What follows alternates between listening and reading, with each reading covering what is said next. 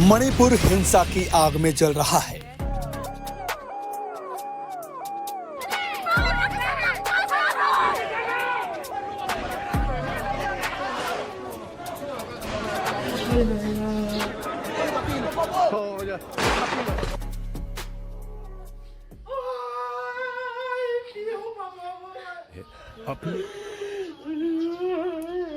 हमारा यहाँ लाइफ जीने का मतलब डेंजर है।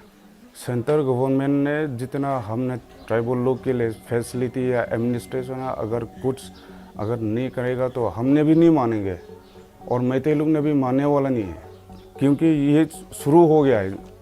मतलब ये सिविल वॉर भी है और गवर्नमेंट के साथ भी है, ये क्लियरली बोलता हूँ। ये मणिपुर के बारे में जानना बेहद जरूरी है। जब तक सेंट्रल गवर्नमेंट फुलफिल हमारा डिमांड है वो फुल नहीं करेगा तो एक जो मुंह में डेड बॉडी ये भी निकलेंगे नहीं। एक सवाल ये भी है, केंद्र सरकार क्या कर रही है?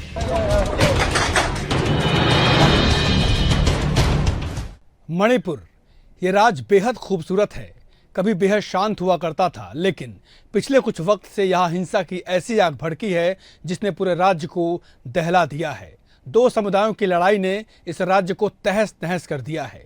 मई 2023 के दिन से शुरू हुई हिंसा अब और हिंसक हो गई है। वहीं पिछले कुछ दिनों से हालात बेहद बेकाबू हैं। आज हम आपको मणिपुर हिंसा की इनसाइड स्टोरी तो दिखाएंगे ही, साथ ये भी दिखाएंगे कि कैसे ये राज्य बदलते वक्त के साथ और बदहाल होता गया। मणिपुर हिंसा की आग में जल रहा है। मणिपुर में दो समुदाय मैतेई और कुकी के बीच हिंसक झड़पें हो रही हैं। इस हिंसा की शुरुआत तब हुई जब कुकी समुदाय की दो महिलाओं को मैतेई समुदाय के पुरुषों ने नग्न अवस्था में परेड कराई, जिसके बाद पूरे देश में गुस्सा देखा जा रहा था। इस पूरी हिंसा और इसके पीछे की वजहों से मणिपुर के बारे में जानना बेहद जरूरी है। मणिपुर भारत के पूर्वोत्तर में स्थित राज्य है। पूर्वोत्तर के राज्यों को सेवन सिस्टर्स भी कहा जाता है। इस राज्य की सीमा म्यांमार से लगती है। यहाँ की आबादी करीब 33 लाख है, जिसमें आधे से अधिक मैतेई समुदाय के लोग निवास करते हैं, जबकि लगभग 43% कुकी और नगा समुदाय के लोग रहते हैं, जो प्रमुख अल्पसंख्यक जातियां मानी जाती हैं। अब आपको उस हिंसा के बारे में बताते हैं जिसकी वजह से मणिपुर जल रहा है। दरअसल मणिपुर में 2023 के मई में दो समुदाय बहुसंख्यक मैतेई और अल्पसंख्यक कुकी के बीच हिंसक झड़प देखने को मिली। इस हिंसा में अब तक कम से कम 200 से अधिक लोग मारे जा चुके हैं। हिंसा को रोकने के लिए सेना, अर्धसैनिक बलों और पुलिस के संघर्ष के कारण 60,000 से अधिक लोगों को अपने घरों से दूसरी जगहों पर जाने के लिए मजबूर होना पड़ा है। इन झड़पों के दौरान दोनों समुदायों ने कई जगहों पर तोड़फोड़ की और पुलिस थानों से हथियार भी लूट लिए। हिंसक झड़प के दौरान सैकड़ों चर्च और 1 दर्जन से अधिक मंदिरों को भी तोड़ दिया गया और कई गांवों में आग लगा दी गई। मणिपुर में तनाव तब और बढ़ गया जब कुकी समुदाय ने मैतेई समुदाय की आधिकारिक जनजाति दर्जा देने की मांग का विरोध करना शुरू कर दिया। इसे लेकर कुकियों ने तर्क दिया कि इससे सरकार और समाज पर उनका प्रभाव और अधिक मजबूत होगा, जिससे उन्हें जमीन खरीदने या मुख्य रूप से कुकी क्षेत्रों में बसने की अनुमति मिल जाएगी। कुकियों का कहना है कि मैतेई के नेतृत्व वाली सरकार द्वारा छेड़ा गया नशीली दवाओं के खिलाफ युद्ध उनके समुदाय को उखाड़ने का एक बहाना है। वहीं म्यांमार से हो रहे अवैध प्रवासन ने तनाव को और बढ़ा दिया है। अब आपको बताते हैं कि मैतेई समुदाय क्या है। मणिपुर में जो मेजॉरिटी ग्रुप है वो मैतेई है। मैतेई ज्यादातर मैदानी इलाकों में रहते हैं, बाकी आदिवासी समुदाय पहाड़ी इलाकों में रहते हैं। अगर मैतेई समुदाय को एसटी स्टेटस मिल जाता है तो उनकी पहुंच पहाड़ी इलाकों में बढ़ जाएगी। राज्य के दक्षिणी पूर्वी में एक जनजातीय समूह है।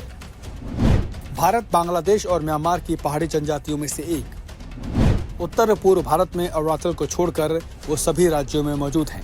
अब सियासत की बात कर लेते हैं कि आखिर मणिपुर में किसका शासन है। तो आपको बता दें कि मणिपुर में बीजेपी की सरकार है।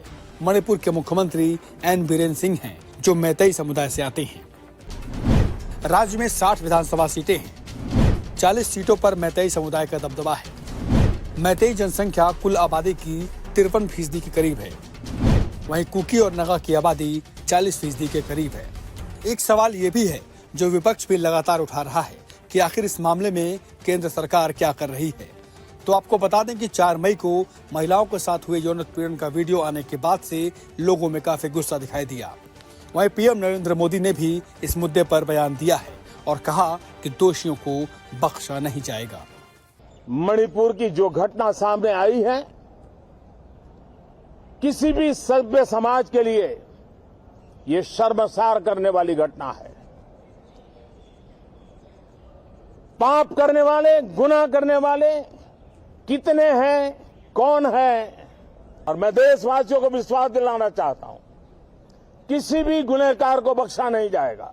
वहीं अब मणिपुर में हिंसा का एक नया दौर शुरू हो चुका है। राज्य के कई जिलों में हमले हुए हैं, जिनमें कुछ लोगों की मौत हुई है। मणिपुर के जिरीबाम जिले में ताजा हिंसा में कम से कम 5 लोग मारे गए। कुछ संदिग्ध कुकी विद्रोहियों ने राज्य की राजधानी इम्फाल से करीब 230 किलोमीटर दूर नुगापुच्ची गांव पर हमला कर दिया। एक पुलिस अधिकारी ने बताया कि एक व्यक्ति को उस समय गोली मारकर हत्या कर दी गई जब वो सो रहा था। वहीं बाद में हुई गोलीबारी में 4 हथियारबंद लोग मारे गए। मणिपुर में बढ़ते तनाव के बाद सुरक्षा एजेंसियों ने तलाशी अभियान में बड़ी संख्या में हथियार और गोला बारूद बरामद किया है। बरामद किए गए हथियारों में 7.62 millimetre sniper rifle, .22 rifle, SBBL बंदूक, 9 मिलीमीटर पिस्तौल, improvised long and short range mortar, wireless setup Baofeng, MK3A2 grenade, H36 hand grenade, WP grenade, 2 external shell, 14 live गोला बारूद round, short range mortar bomb, long range mortar bomb शामिल है।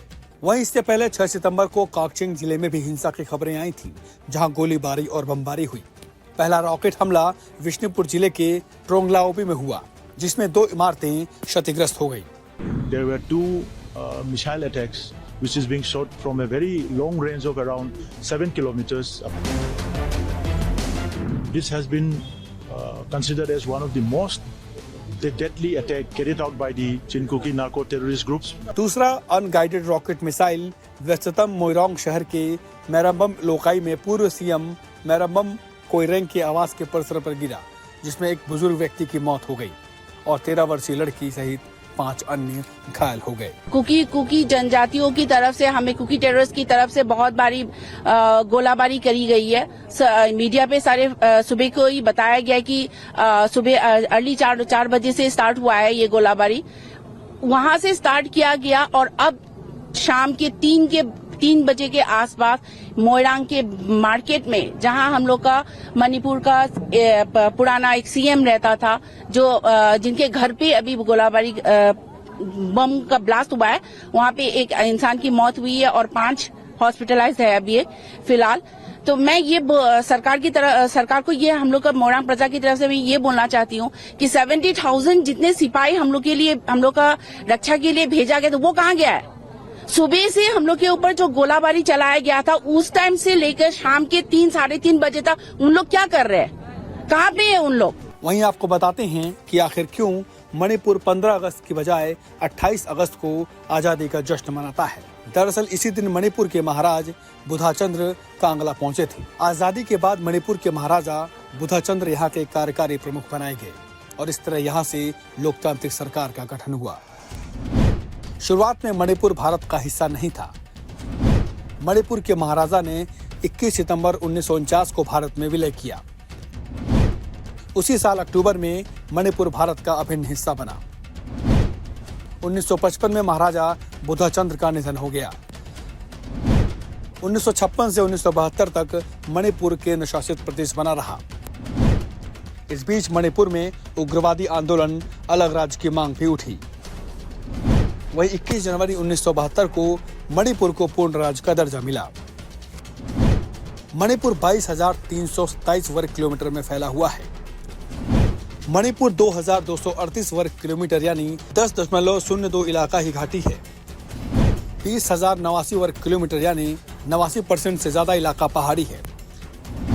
यहाँ मैतेई, नागा और cookie समुदाय हैं। इनमें नागा और कुकी आदिवासी समुदाय हैं, जबकि मैतेई गैर आदिवासी और हिंदू हैं। नागा और कुकी के ज्यादातर लोग ईसाई हैं। और नागा कुकी को अनुसूचित जनजाति का दर्जा हासिल है।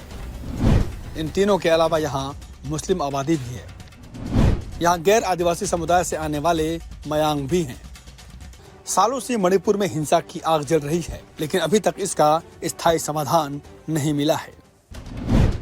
मैतेई समुदाय के एसटी दर्जे का विरोध हो रहा है। सरकार की अवैध अतिक्रमण के खिलाफ कार्रवाई और कुकी विद्रोही संगठनों ने सरकार से हुए समझौते को तोड़ दिया। बड़ा सवाल यह है कि आखिर सुलगता हुआ मणिपुर कब शांत होगा, कब वहां के लोग चैन से रह पाएंगे। क्यों उन्हें राहत शिविरों में रहने पर मजबूर होना पड़ रहा है? क्या उनका जीवन सामान्य नहीं होगा? ये सवाल वहां हिंसा कर रहे लोगों से भी है और प्रदेश और केंद्र की सरकारों से भी, क्योंकि हिंसा कभी भी कोई समाधान नहीं ला सकता। इंडिया अहेड की रिपोर्ट।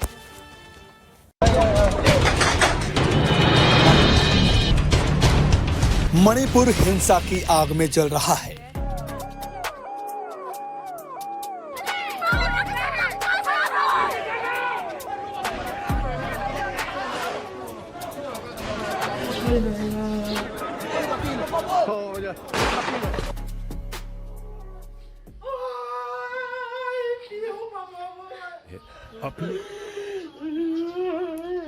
हमारा यहाँ लाइफ जीने का मतलब डेंजर है। सेंट्रल गवर्नमेंट ने जितना हमने ट्राइबल लोग के लिए फैसिलिटी या एडमिनिस्ट्रेशन अगर नहीं करेगा तो हमने भी नहीं मानेंगे और मैतेई लोग ने भी मानने वाला नहीं है, क्योंकि ये शुरू हो गया है। मतलब ये सिविल वॉर भी है और गवर्नमेंट के साथ भी है, ये क्लियरली बोलता हूँ। ये मणिपुर के बारे में जानना बेहद जरूरी है। जब तक सेंट्रल गवर्नमेंट फुलफिल हमारा डिमांड है वो फुलफिल नहीं करेगा तो एक जो मोक में डेड बॉडी ये भी निकलेंगे नहीं। एक सवाल ये भी है, केंद्र सरकार क्या कर रही है?